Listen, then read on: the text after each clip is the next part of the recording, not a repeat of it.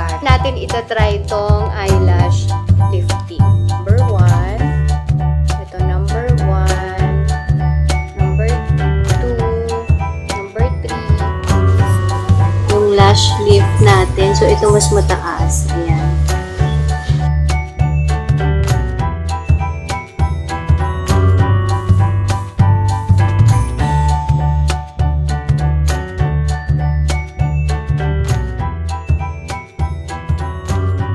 Hi guys! So welcome back to our channel, JP and Sheena's video. So for today's video, ako lang muna mag-isa.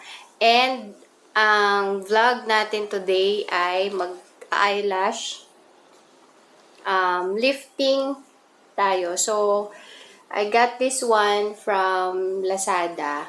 And nagtitingin kasi ako ng mascara. So bigla ko nakita to. So sabi ko, i-search ko nga kung merong yung nililift lang yung lashes. Kasi, kapag false eyelashes, so nakapag-try na rin ako nun. Makati kasi yun guys, sobrang kati. Although maganda, mahaba yung pilik mata mo, pero, yun nga lang, kamot ka naman ng kamot. So, na-try mo na ba yun? Hindi. Ayun, so makati yun guys.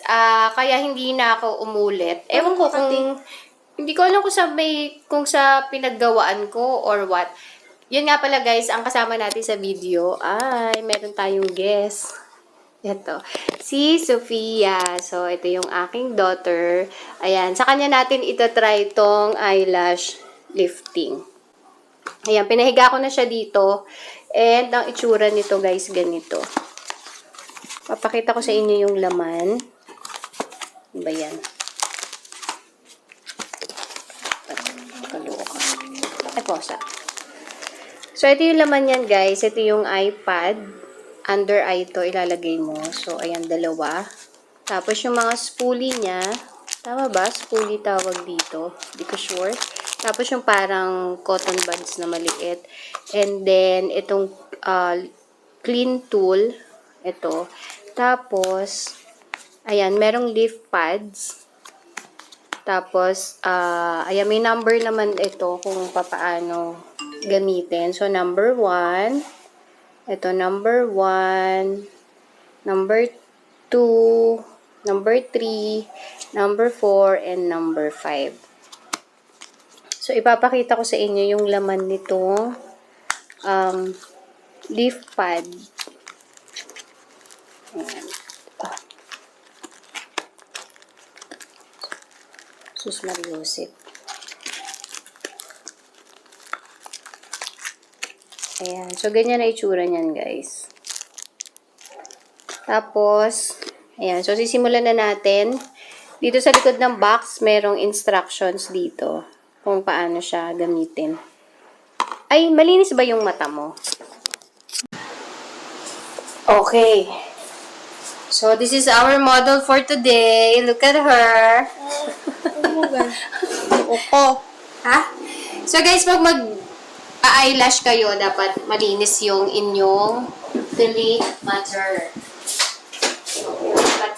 Guys. So, ito ilalagay natin dito sa baba. Pero, sige, try na rin natin lagyan. Pero, wag na kaya. Ayan, wag na lang. Ano, hindi naman madudumihan yung dito sa may baba naman.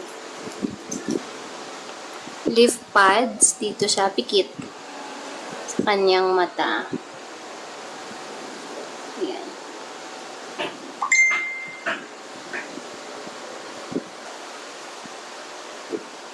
So, mag-apply tayo ng glue sa lashes.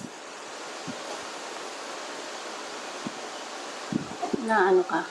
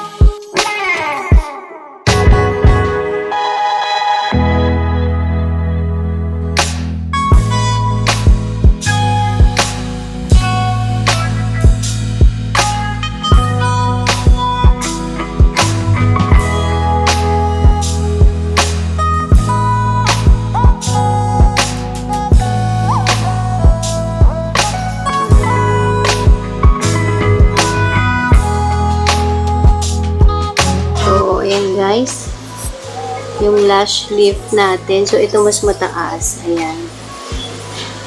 And then, yung isa. So, ayun guys, tapos na tayong mag-lash lift. And, titignan natin ngayon kung ilang araw itatagal yung lift ng eyelashes niya. So, ang masasabi ko lang siguro, dapat mga 30 minutes siguro na babad. Kasi yung isang left eye niya, matagal na babad yung pilik mata niya sa glue and sa perm. So, kapag ginamit nyo yun guys, tagalan nyo na lang yung pagbabad. Kasi yung isa, medyo saglit lang yun. Ayun.